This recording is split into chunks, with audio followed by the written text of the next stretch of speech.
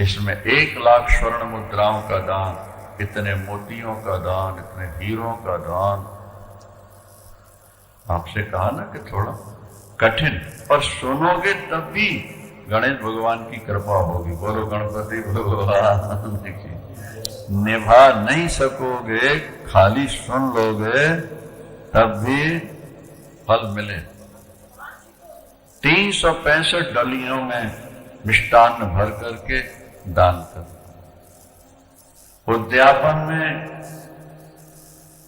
कितना खर्च हुआ यहां लिखा है आगे। 1,00,000 ब्राह्मण थे भोजन बनाने वाले, परोसने वाले, व्यवस्था कर। वो समय ऐसा था जब ब्राह्मण बहुत ज्यादा थे, अब तो ब्राह्मण कम हो गए, क्योंकि ब्राह्मण जो गलत काम करते गए ना वो नीचे गिरा दिए गए। वो ब्राह्मण से क्षत्रिय बने, क्षत्रिय से वैश्य बने, और वैश्य से सतयुग में ब्राह्मण ही ब्राह्मण था, बहुत थोड़े से दूसरे जाते। त्रेता में थोड़े क्षत्रिय बढ़ गए, द्वापर में वैश्य बढ़ गए, और कलयुग आते आते सब शूद्र। देवी भागवत में लिखा कलौ शूद्रा जना सर्वे। कलयुग में जो ब्राह्मण हैं वो भी शूद्र ही हैं। बहुत थोड़े ब्राह्मण हैं जो ब्राह्मण हैं। कर्म वैसे हैं तो ब्राह्मण है, और कर्म लड़खड़ा गए तो ब्राह्मण होते हुए वो शूद्र। इसलिए कलौ शूद्रा जना सर्वे। कलयुग में सब इतने ब्राह्मण ही कहां मिले। श्राद्ध कराना हो तो शुद्ध ब्राह्मण 10-5 नहीं मिल पाते हैं।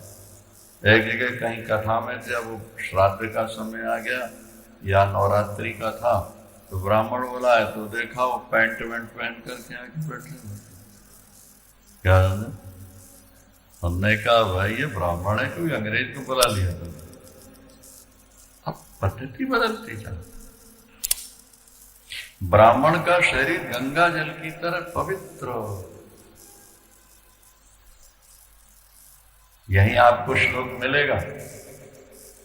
राधा जी ने भगवान कृष्ण को पाने के लिए, सुनोगे आप, गणेश की उपासना, व्रत किया, जप किया, और जब गणेश प्रसन्न हो गए बहुत सारा सामान मंगा के भोग रहा, भोजन बहुत दुर्लभ। तो गणेश भगवान ने कहा राधे ये जितना भोजन है सब ब्राह्मणों को खिला। मैंने तो आपके लिए एकत्र किया। बोले ब्राह्मणों के मुख के माध्यम से ही हमारे पेट में आएगा। वो गणपति भगवान की। ब्राह्मणा नाम मुखम राधे, देवा नाम मुख मुख्य कम। हे राधे, ब्राह्मणों का मुख ही देवताओं का मुख है। विप्र भुक्तम तु यत् द्रव्यम प्राप्त मत्ते है देवता। ब्राह्मण जो खाते हैं वो देवताओं के पेट में जाता है। अब यहां ब्राह्मणों के लिए भी एक संदेश है कि तुम्हारे मुख का खाया हुआ देवताओं के पेट में जा रहा है तो तुम्हारा मुख तो पवित्र रहना चाहिए। तुम्हारा शरीर इतना पवित्र हो कि तुम्हारे मुख के अंदर जाने वाला पदार्थ देवताओं के यहां पहुंच जाए। नहीं, अब तुम सारा दिन तंबाकू खाओ, बीड़ी पियो, सिगरेट और गांजा पियो और शराब पियो, लहसुन प्याज खाओ, और तुम्हारे मुंह से जाके वो देवताओं के पास पहुंच जाएगा क्या? तो ब्राह्मण जब शुद्ध ब्राह्मण, तब वो ब्राह्मण इतना शक्तिशाली होता है। महाराज हमारे ऐसे ऐसे ब्राह्मण पंक्ति पावन कहलाते हैं। 10-20 ब्राह्मणों ने मिलकर के पाप कर लिया, 25-50 ब्राह्मणों से पाप हो गया, उनको जाति बहिष्कृत कर दिया। अब उन्होंने फिर अपनी पंक्ति में शामिल होना चाहा, पतित हो गए हैं वो, क्या उपाय कर? तो हमारे यहां लिखा कि यज्ञ दान पूजन के बाद जिस पंक्ति में बैठ करके वो पापी लोग भोजन करना चाहते ना, एक पवित्र ब्राह्मण को उसमें बैठा के उनके साथ भोजन करा दो, सारे ब्राह्मण शुद्ध। उन ब्राह्मणों का नाम होता पंक्ति पावन। पूरी पंक्ति को पवित्र कर देने की शक्ति एक ब्राह्मण। एक ब्राह्मण अनेक पापी ब्राह्मणों के साथ बैठ के खा ले, वो सारे सारे ब्राह्मण पवित्र। बड़ी महिमा, कठिन। लेकिन पार्वती अम्बा ने कहा भोलेनाथ मैं करूं, क्योंकि मुझे कृष्ण को पुत्र के रूप में प्राप्त करना, कितनी कठिनाई होगी मुझे। भोलेनाथ ने कहा व्यवस्था सारी मैं कर दूं, सैकड़ों ब्राह्मण तुम्हारी पूजा की व्यवस्था के लगा दूंगा, सैकड़ों दास दासियां नियुक्त कर दूंगा, जो जो वस्तु अपेक्षित होगी मैं सब तुम्हारे व्यवस्था। व्रत करना तुम्हारा काम, व्यवस्था मेरा काम। पार्वती अम्बा ने कहा ठीक है। एक पुरोहित चाहिए जो पूजन कराए साल में 1 वर्ष तक चलना। सनत कुमार बोले वेद वेदज्ञ ब्राह्मण, तपस्वी ब्राह्मण है, ये सृष्टि के प्रारंभ में इनकी उत्पत्ति हुई है, इन जैसा वेदों का ज्ञाता कोई दूसरा, ये आपके पुरोहित बनकर के अनुष्ठान को पूरा करो। अब व्रत प्रारंभ होने जा रहा है तो पहले खिलाओ पिलाओ, फिर व्रत शुरू करो, फिर समाप्ति पर खिलाओ पिलाओ। तो सारे देवी देवता आए, हिमालय भी आए, बेटी मेरी 1 वर्ष का व्रत करना चाहती है। बहुत कुछ लेके आए, लाखों करोड़ों रुपया उन्होंने दान किया, लाखों ब्राह्मण देवताओं को भोजन कराया, सब बड़ी विधि से। 1 वर्ष तक माता पार्वती ने इस व्रत को उसी ढंग से निभाया जैसा भगवान शंकर ने कहा। वैसे ही 1 लाख बार नमस्कार करना भगवान, पुष्प चढ़ा। कठिन है ना थोड़ा। तो अम्बा पार्वती ने पूर्ण किया। अब पूर्णावती के समय फिर सारे देवी देवता इकट्ठे हुए, जोर से बोलेंगे वाके बिहारी गणपति भगवान की। पार्वती अम्बा किसे पाना चाहती है? भगवान कृष्ण पुत्र के। फिर तो महाराज समाप्ति पर जो उद्यापन हुआ है उसमें इतना भोजन बना, बताया ना कि लाखों ब्राह्मण ने, जैसे पर्वतों के ढेर दिखते हैं पर्वत, ऐसे भोजन के ढेर लगाए, हर वस्तुओं का ढेर लगाए, ढेर। और कोई ऐसे देवता नहीं थे जो उसमें ना आए, कोई नहीं। बोलो गणपति भगवान की। आगे आने से रोकना चाहिए। क्यों?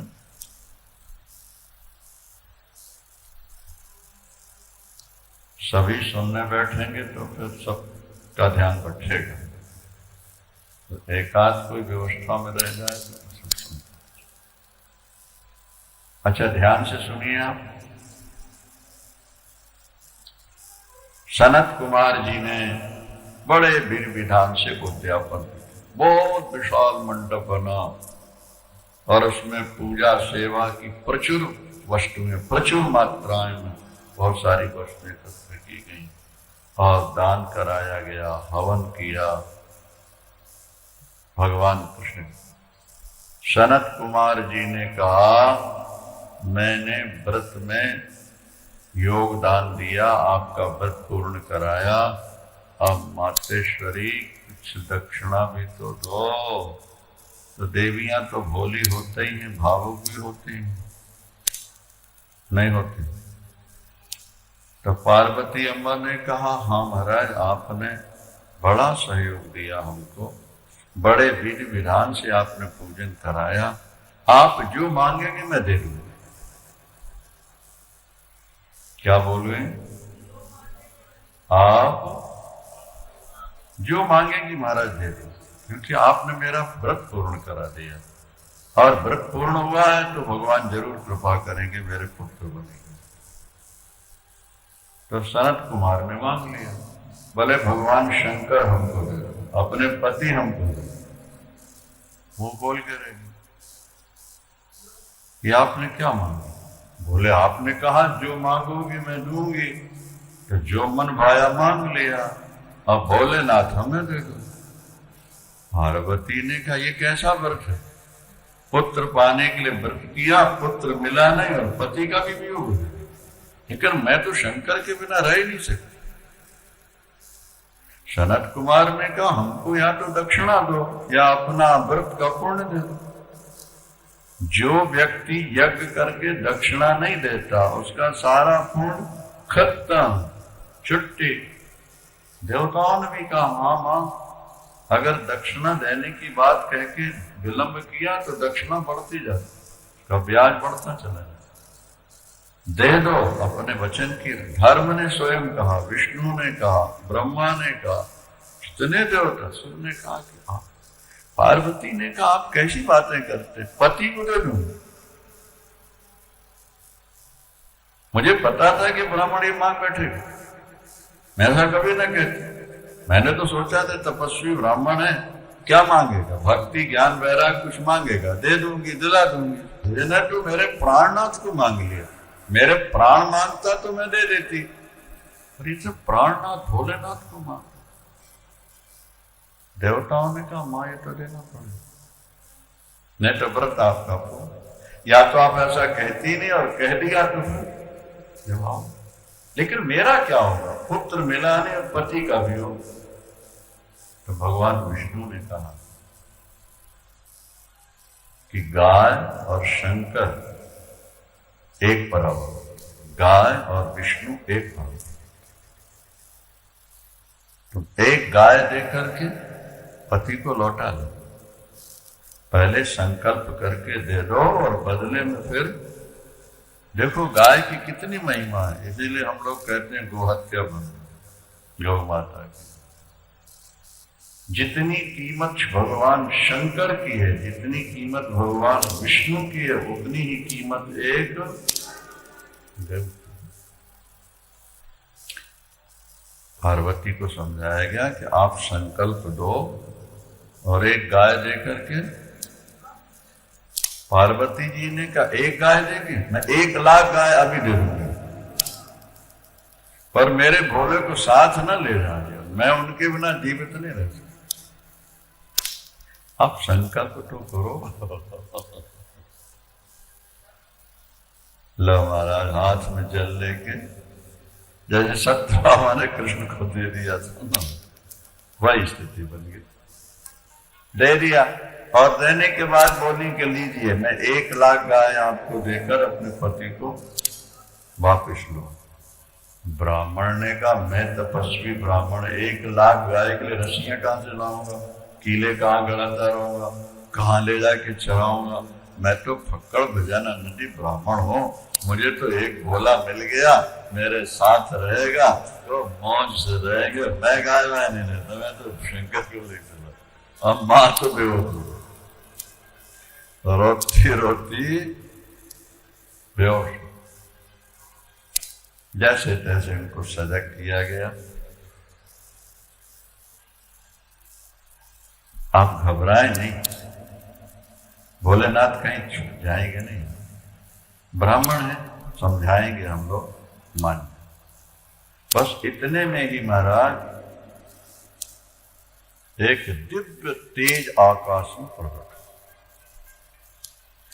इतना विलक्षण तेज था कि सहसा देख सकना मुश्किल।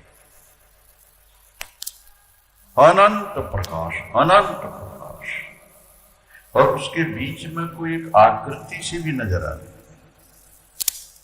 देवताओं ने कहा मां जो तुमने व्रत किया उसका फल देखो। पार्वती अम्बा ने हाथ जोड़े प्रणाम किया, प्रभु आप सबको जानते हो पर मैं आपको नहीं जान सकती, आप तो महान हो, जगत के कर्ता धर्ता पालन करता संघर्ता आप ही हो। हे प्रभु मेरे मन में यही इच्छा थी कि आप जैसा पुत्र मिले, लेकिन पुत्र तो अभी बने ही नहीं है और पति का वियोग हो रहा है, मुझे संकट से बचाओ। उसी समय आकाशवाणी हुई, उन्होंने कहा कि आपने जो व्रत किया है वो पूर्ण होगा और यथाशीघ्र आपकी गोद में आनंद कंद कृष्णचंद्र पुत्र बन करके खेलेंगे।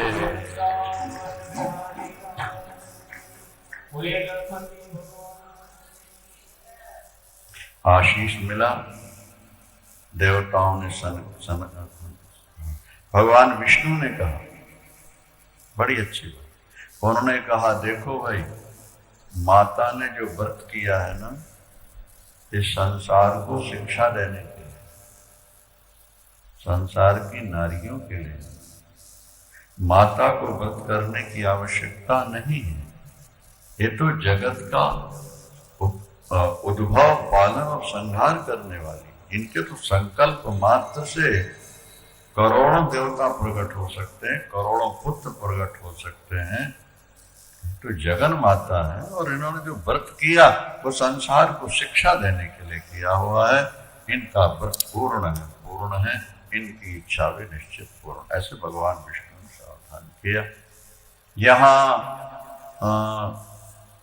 देवताओं ने समझाया, भगवान विष्णु सनत कुमार जी ने एक गाय लेके भोलेनाथ को लौटा दिया। तो देवता पुष्प वर्षाए, बाजे बजाए, खूब खुशियां मनाई, सबको खिलाया पिलाया गया। ये तो महाराज करोड़ों करोड़ों का दान, उसका वर्णन ही नहीं हो सकता, कितना किया। सबको भोजन करा के दक्षिणा देकर प्रणाम करके विदा करते हुए भोले बाबा और अम्बा पार्वती अंदर गए। इतने में एक गरीब ब्राह्मण फिर आ गए, जिनके बाल बिखरे हुए थे, रूखे सूखे बाल, आंखें अंदर जा रही थी, पेट पीठ से सटा हुआ था, एक एक हड्डी नजर आ रही थी, और सोटी पकड़े कांपता हुआ आया और बोले, जगन माते, जगत पिता प्रभु, मैं भूखा हूं, मैं भूखा हूं। 7 दिनों से मैंने भोजन नहीं किया। सुना है आप अन्नपूर्णा हो और इस समय आपने अन्न का भंडार लगाया है, इसलिए मुझे भिक्षुक ब्राह्मण को भोजन। अम्बा पार्वती बाहर आ गई, बोले शंकर आ गए। प्राचीन काल में भोजन के समय भूखा व्यक्ति आए तो लोग उसे भगवान ही मानते हैं।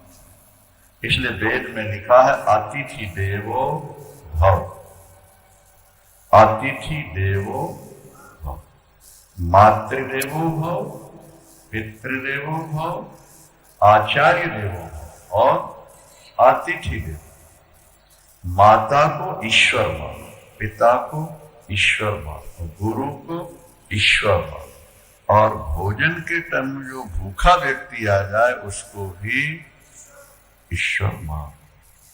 स्वयं को भूखे रहना पड़े, रह जाओ, लेकिन भोजन के टाइम आए व्यक्ति को, अच्छा वो किसी भी जाति का हो, अगर कहीं ब्राह्मण आया तब तो फिर कहना ही क्या है, बाकी किसी भी जाति का। देखो, पैसा दान करते समय, कपड़े दान करते समय तो सोचना, सोना दान करते सोचना किसको देना, लेकिन भूखे को रोटी और प्यासे को पानी देते समय ये नहीं देखना कि किस जात का है, किस धर्म का है, कैसा।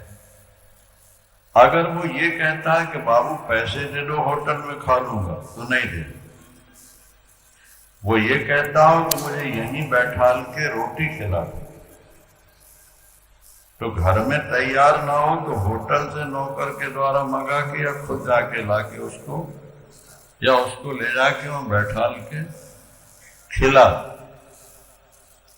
अभी एक व्यक्ति यहाँ रोते आ गए, बोले मैं आया था तीर्थ यात्रा के लिए माँ बाप को लेके, 7,500 रुपया कितना था, गंगा नहाने लगा कोई, रो पड़ो, मैं वापिस जाऊंगा, मुझे टिकट के पैसे दे दो।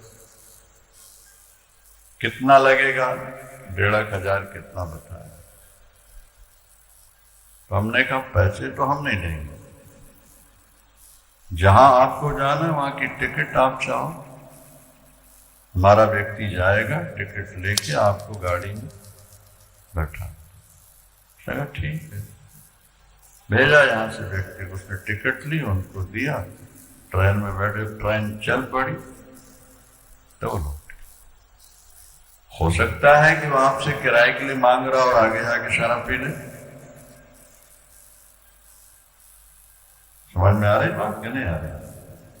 तो दान देते समय, रुपया पैसा देते समय तो सोचो। वैसे इससे भी एक ऊंची बात यह है कि जब कोई मांग रहा है और पता नहीं कैसा है और रो रहा और दे नहीं है, तो फिर ये नहीं सोचना कि हम व्यक्ति को दे रहे हैं, फिर ये सोचना कि इस रूप में आए भगवान, हम आपको समर्पित कर रहे हैं, हम इसके फल की कोई इच्छा नहीं। फिर अगर वो आपके पैसे का दुरुपयोग भी करेगा तो आपको पाप नहीं। अन्यथा भोजन और पानी में विचार। पार्वती माँ बाहर आ गई, उन्होंने कहा महाराज ये हमारा सौभाग्य है कि आज हमारे पूर्ण व्रत की पूर्णावती पर आप पधारे और बहुत भूखे नजर आ रहे हैं। आइए, आप जो चाहें खाने पीने की चीजें मैं दे सकती हूँ। बोले माँ आज तो आपने बहुत कुछ बनाया है, इतना खिला दो ना मुझको कि जो मेरी पीठ में सटा हुआ ये बाहर निकला।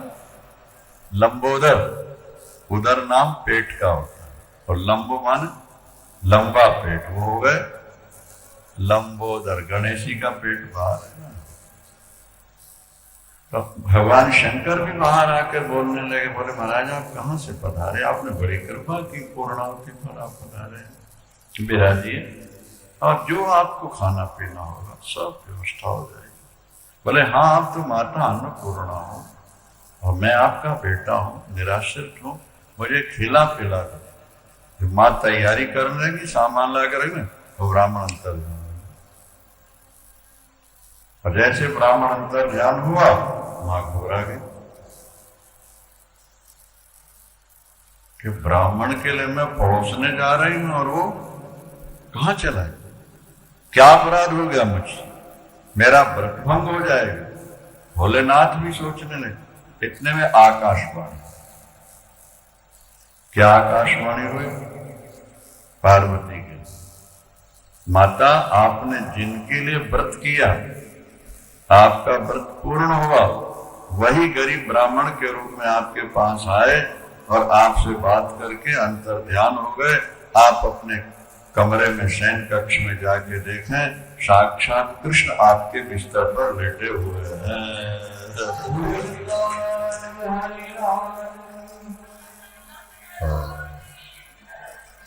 और जब माता अंदर गई तो वही आनंद कंद परमानंद मदन मोहन श्याम सुंदर भगवान कृष्ण पुत्र के रूप में प्रकट थे।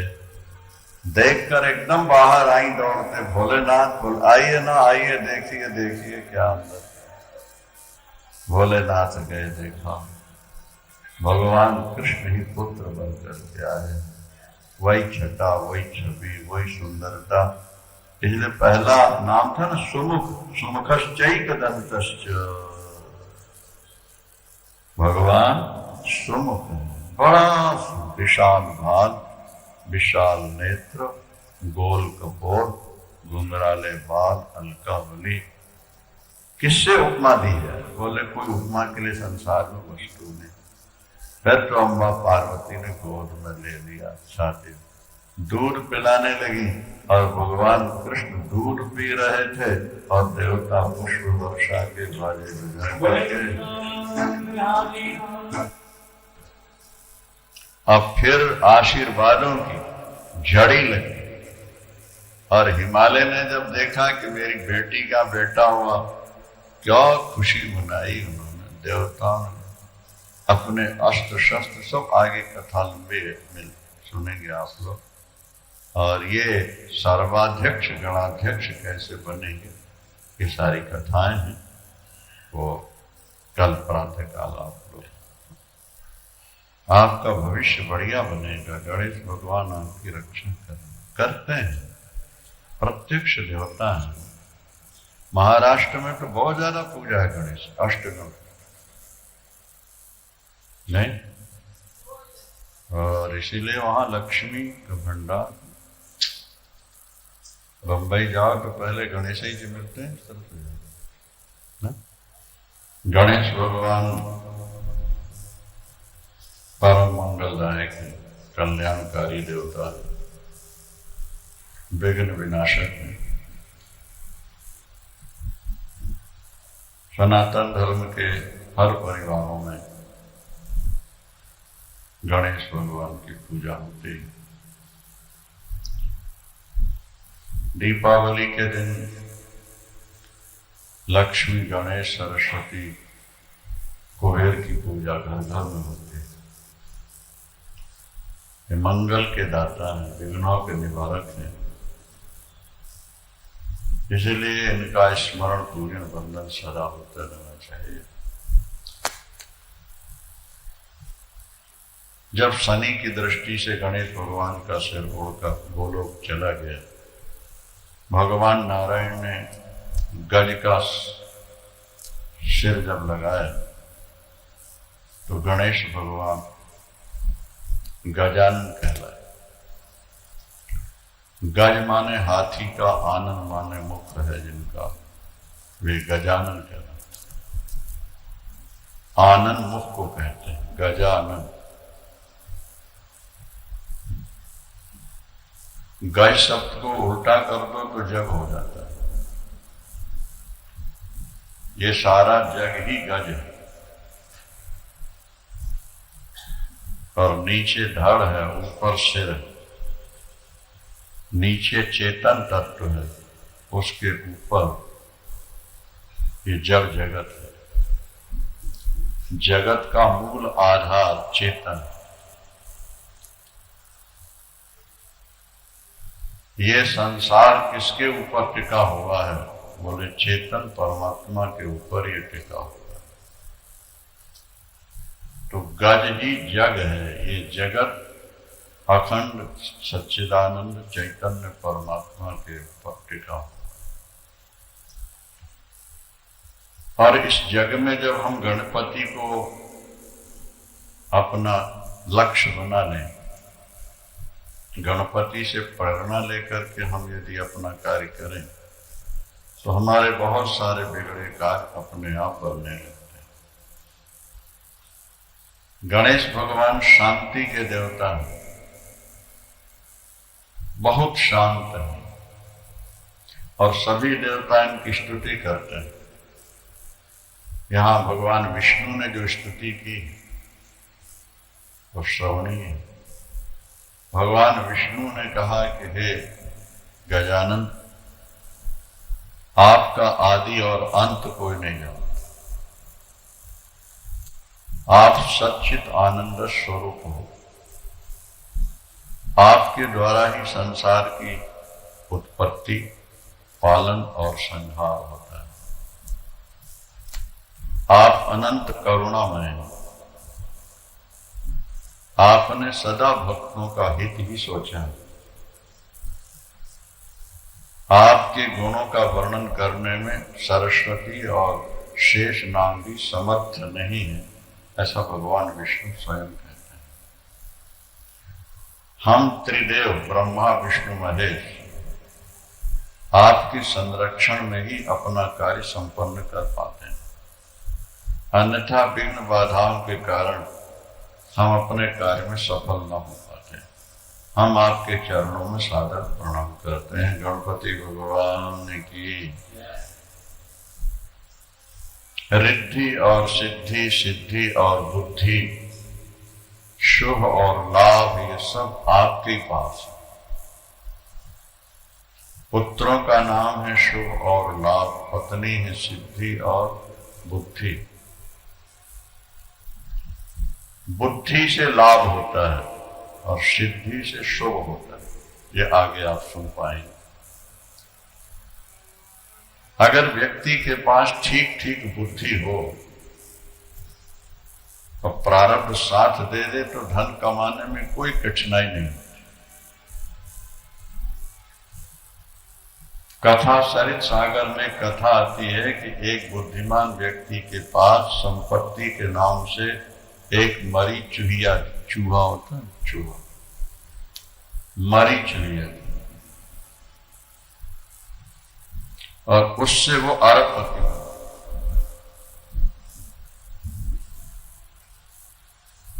मरी चुहिया किसी की बिल्ली बीमार थी, उसको बेच दी उसने 4 पैसे, 2 पैसे 4 पैसे, और उससे वो अपनी संपत्ति बढ़ाने लगा और बढ़ाते बढ़ाते वो अरबोंपति। बुद्धि की बहुत बड़ी आवश्यकता है। बुद्धियों में बड़ी युक्तियां होती हैं। अपन तो अपनी बुद्धि से सब कुछ सोचते हैं, लेकिन जो ज्यादा बुद्धिमान होते हैं, हम तो अपनी बुद्धि से सब कुछ सोचते हैं, लेकिन जो ज्यादा बुद्धिमान होते हैं वो लोग किस ढंग से अपना काम चला लेते हैं। यहां लिखा है, हे गणपति भगवान, विपत्तियों के बोझ से कोई व्यक्ति दब रहा हो, चारों तरफ संकटों से ग्रसित हो रहा हो, पर अगर व्यक्ति के पास बुद्धि है तो बुद्धि को उसके द्वारा उन संकटों को ऐसे पार कर जाता है, ऐसे वो संकट निवृत्त हो जाते हैं जैसे सूर्योदय होने के बाद अंधकार नष्ट हो जाता है। और वो बुद्धि के पति हैं और सिद्धि उनके हाथ में है, तो बुद्धि और सिद्धि उनके साथ है। माने बुद्धि आपके अंदर है तो सिद्धि आपको मिलनी चाहिए। कुछ लोग हैं जीवन भर कमाते हैं, परिवार की व्यवस्था नहीं कर पाते, तो कुछ लोग ऐसे हैं जो हजारों को खिला के खाया करते हैं, करोड़ों का दान करके भी परिवार के लिए विपुल संपत्ति संग्रहित कर लेते हैं। ये सब क्या है? ये सिद्धि और बुद्धि का ही चमत्कार। गणपति भगवान की आराधना से गणपति भगवान का जरा सा संकेत मिल गया, आप बुद्धि के सागर हो जाओ।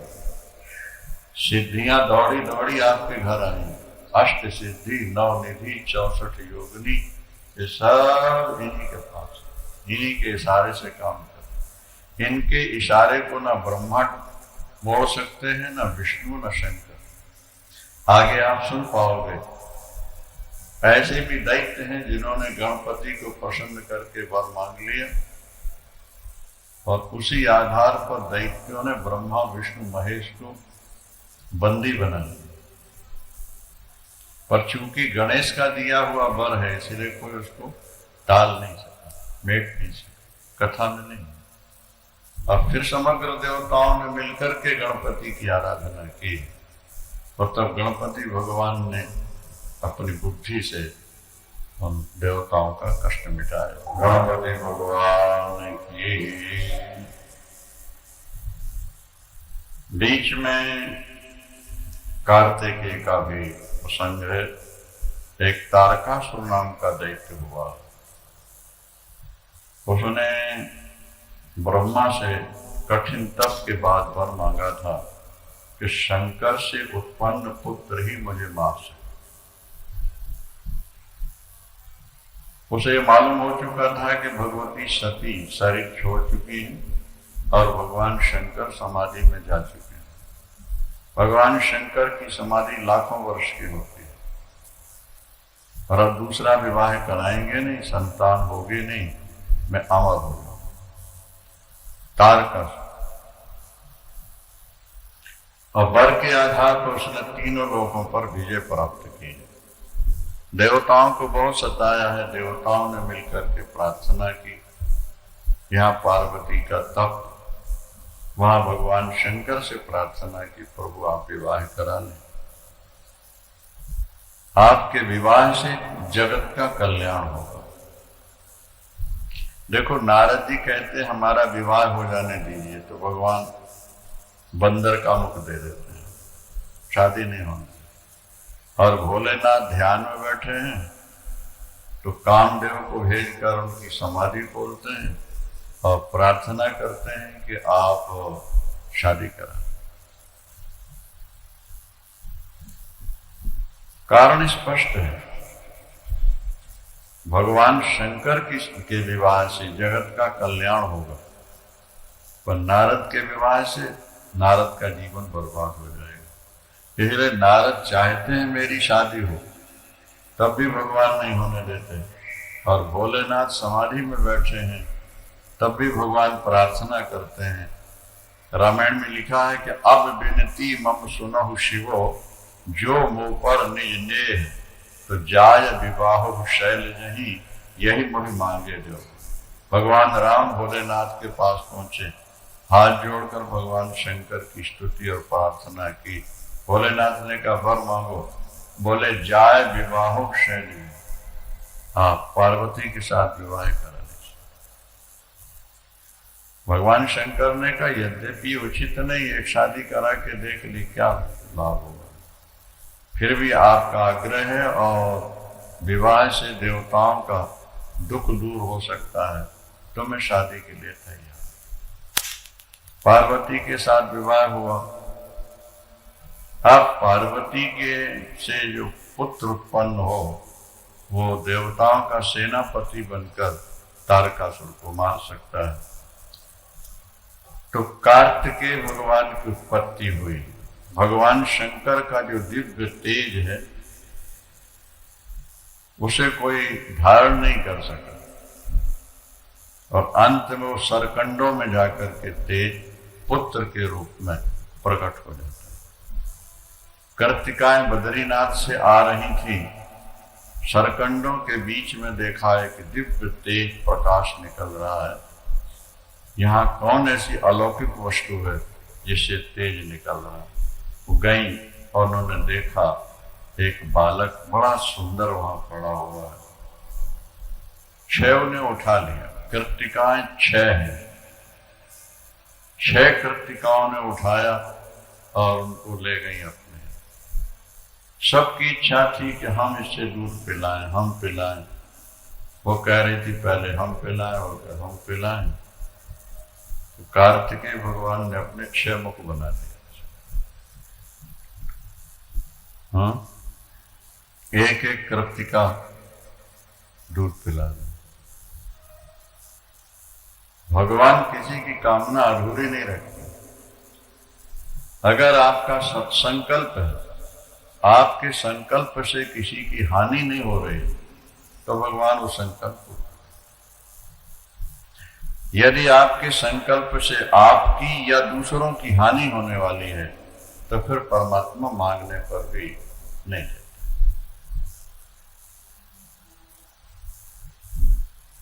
बच्चा स्वस्थ है, केला मांग रहा है, मां दे देती है, लेकिन बीमार है, सर्दी जुकाम है, निमोनिया है, और केला मांगता भी है तो मां नहीं देती।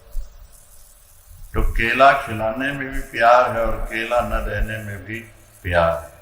इसी तरह सांसारिक वस्तुएं भगवान हमें दे दें, ये उनका प्यार ही है, और नहीं देते हैं तो उनका प्यार है। वस्तुएं न देकर के मानो वो बार बार हमको भजन की प्रेरणा दे रहे हो, भजन करो ताकि तुम्हारे पुराने पाप कट जाएं। जान में अनजान में पता नहीं हमसे कितने पाप हो चुके हैं। हम पापों से परिचित नहीं हैं, लेकिन परमात्मा को सबका पता है। आज से 1000 लाख जन्म पहले हमसे कौन कौन से पाप हुए हैं, हमें उनकी जानकारी नहीं। हमें तो बीते हुए जन्म की याद नहीं, लाखों जन्म की। लेकिन ईश्वर के यहाँ सब कंप्यूटर की तरह भरा पड़ा। हर जन्म के कर्मों का भगवान को पता है, क्योंकि उनका ज्ञान अलुप्त है, लुप्त नहीं होता, मंद नहीं होता, कमजोर नहीं होता। परमात्मा के ज्ञान में तीनों काल साफ साफ दिखाई देते रहते हैं। तो प्रभु जो कर रहा है उसमें हमारा हित है, ये बात बुद्धि में हमेशा बैठा के रखना चाहिए। आपने किसी वस्तु को पाने का पुरुषार्थ किया और नहीं मिली, तो फिर मन को समझा लो कि इसके न मिलने से ही हमारा भला है, इसलिए दयालु ने हमको ये नहीं दिया। उससे एक तो आपको शांति मिल जाएगी, और दूसरे आपका भजन नहीं छूटेगा। और ये वस्तु भगवान ने हमें क्यों नहीं दी? हमने इतना भजन किया, एक तो तुम्हारा भजन छूट जाएगा, अरे भाई इतना भजन किया और देवता ने सुना ही नहीं तो भजन से क्या लाभ, छोड़ बैठो। और दूसरे मन में हमेशा तृष्णा बनी रहेगी, हमेशा वस्तु पाने की इच्छा बनी रहेगी, उससे भजन छूट जाएगा। गणपति भगवान की दोहरा नुकसान होता है और दोहरा लाभ भी है। ईश्वर ने नहीं दिया इसका मतलब है कि इसमें हमारा हित है, इसमें हमारा हित है। हित और अहित को हम लोग नहीं समझ पाते, हित और अहित को परमात्मा ही समझता है, वो दयालु है। एक व्यक्ति को दिल्ली जाना था, ट्रेन छूट गई, बस भी नहीं मिल पाई, कुछ थोड़ा सा नुकसान भी उसका हो रहा था, तो भगवान को गालियां देने लगे। और प्रातः काल मालूम पड़ा कि जिस ट्रेन में जाना था, जिस बोगी में उसका रिजर्वेशन था, वही पटरी से गिर गई और बहुत लोग मर गए। तो कहने लगा भगवान तुमने बड़ी कृपा की, ट्रेन छोड़ा दी, नहीं तो मर जाता। पहले भगवान को गालियां दे रहा था और बाद में कह रहा भगवान तूने अच्छा की, ट्रेन न छूटती मैं मर जाता। हम तत्काल को देखते हैं, ईश्वर हमारे भविष्य को देखता है। इसलिए अपने जीवन की डोर भगवान के हाथ में दे दो। अब सौंप दिया इस जीवन का, सब भार तुम्हारे हाथों में है, हार तुम्हारे हाथों में और जीत तुम्हारे हाथ। अब सौंप दिया इस जीवन का, सब भार तुम्हारे हाथ। ये क्या बच्चा ये नहीं समझता किस वस्तु से हमारा लाभ है, किससे हानि है। छोटा बच्चा है, कभी चाकू उठाता है, कभी तलवार उठा लेता है, कभी जलती आग उठा लेता, लकड़ी उठा लेता है। माँ को पता है इसलिए वो छोड़ा देता, जब वो रोता भी है जब वस्तु उससे छुड़ाई जाती है, तो माता ध्यान नहीं देती। इसलिए अपनी परिस्थिति से अगर आप संतुष्ट हो जाओ तो आपका मन शांत हो जाएगा और आपका भजन अच्छा चल पड़ेगा। गणपति भगवान की। कार्तिकेय को ले गई कृतिका और 6 ने दूध पिलाया, इसलिए उनके 6 मुख हो गए। आध्यात्मिक दृष्टि से भगवान शंकर हैं ज्ञान, ज्ञान के पुत्र हैं कार्तिकेय और गजानन। कार्तिकेय के 6 मुख हैं, तो साधन चतुष्टय में षट संपत्ति एक होती है। कोठी, कार, मकान, दुकान भी एक संपत्ति है, लेकिन आध्यात्मिक दृष्टि से षट संपत्ति भी संपत्ति ही है। शम, दम, उपरति, तितिक्षा, श्रद्धा और समाधान। अगर ये वस्तुएं हमारे जीवन में आ जाएं, मन हमारा शांत रहे, इंद्रियों का दमन हो जाए, विषयों से मन उपराम हो जाए,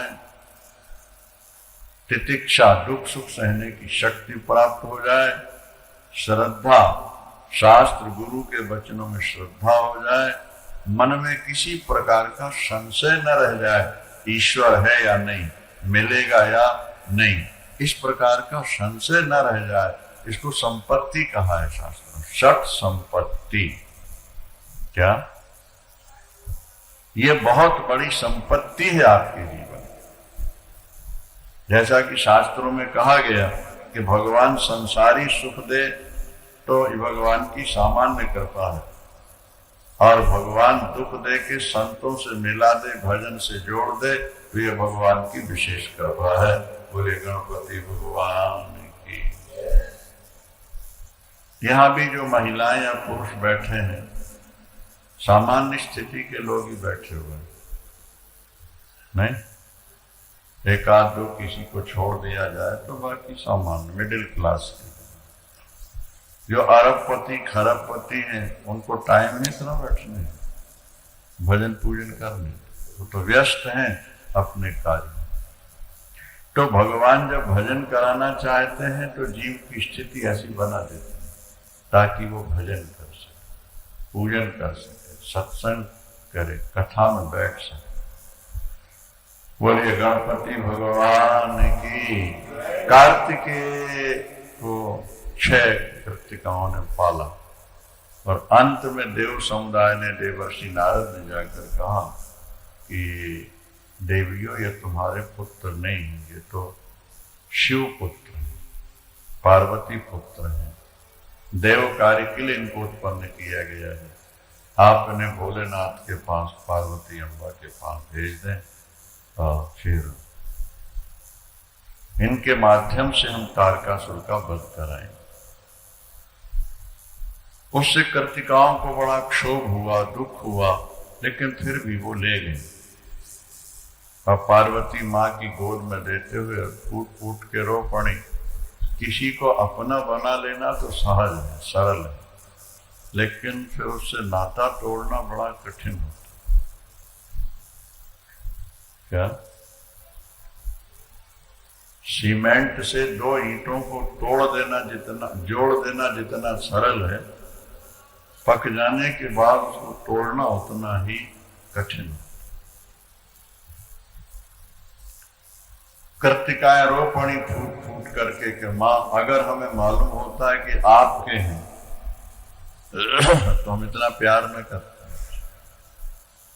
हमने तो अपना मान लिया। अब अपना मान के फिर उसको बेगाना समझ पाना बहुत कठिन, सामान्य व्यक्ति सफल नहीं।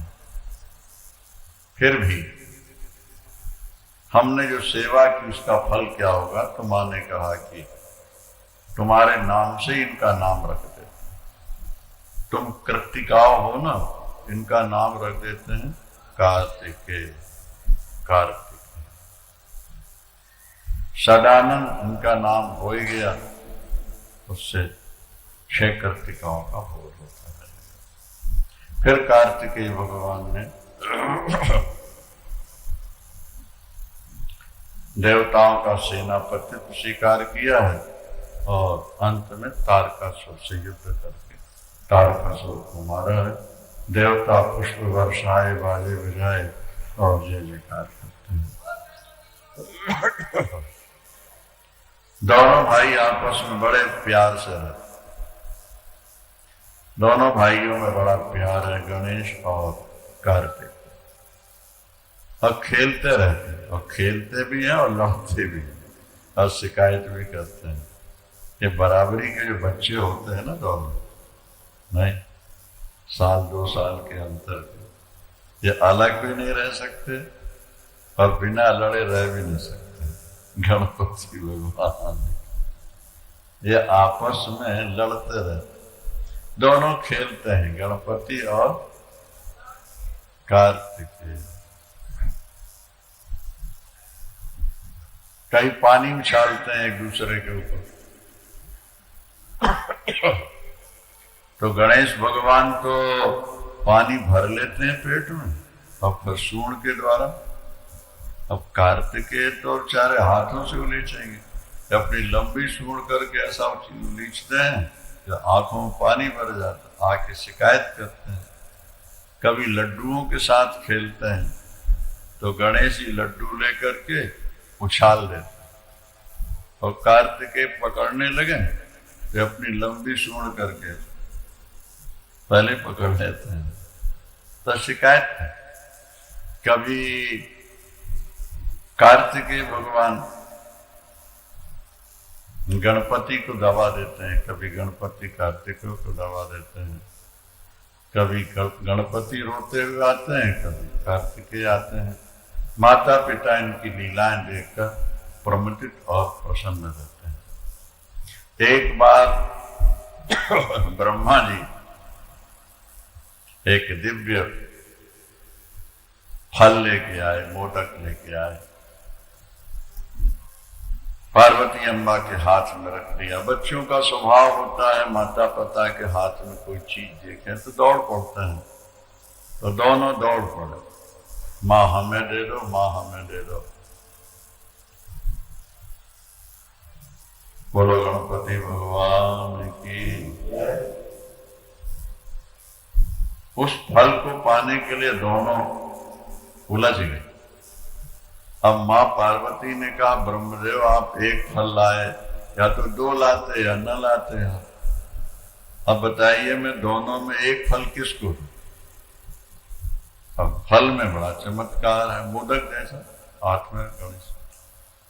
तो ब्रह्मा जी ने निर्णय कुछ और ढंग से दे दिया। ब्रह्मा जी ने कहा कि छोटे बेटे को पहले प्रसन्न कर दो।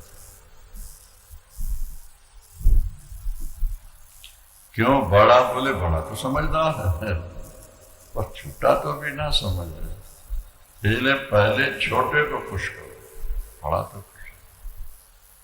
अच्छा, कार्तिकेय जी कहीं तो बड़े भाई बताए गए हैं, अब ब्रह्म वैवर्त पुराण गणेश पुराण उनको छोटा बताया गया। गणेश बड़े, कार्तिकेय छोटे, और कहीं कहीं कार्तिकेय बड़े और गणेश छोटे, ऐसा माना। ठीक है ना? एक कल्प भेद बस कोई रखना, किसी कल्प में गणेश बड़े हैं, किसी में कार्तिकेय। इस समय कार्तिकेय बड़े छोटे थे और गणेश बड़े थे। तो ब्रह्मा जी ने कहा मातेश्वरी नियम तो यही कहता है कि छोटे बेटे को पहले प्रसन्न करना चाहिए। तो उन्होंने वो फल उठा करके कार्तिकेय को दे दिया। अब कार्तिकेय को जैसे दिया, गणेश बिगड़ पड़े।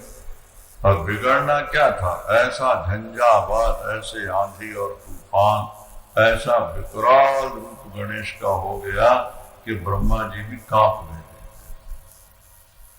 सारे देवता हाथ जोड़कर खड़े हो गए। ब्रह्मदेव भी गणेश की स्तुति करने लगे, ये कहते हुए कि प्रभु मुझे नहीं मालूम था कि आपका ये विकराल रूप कैसा, विराट रूप कैसा गणपति ने बना लिया।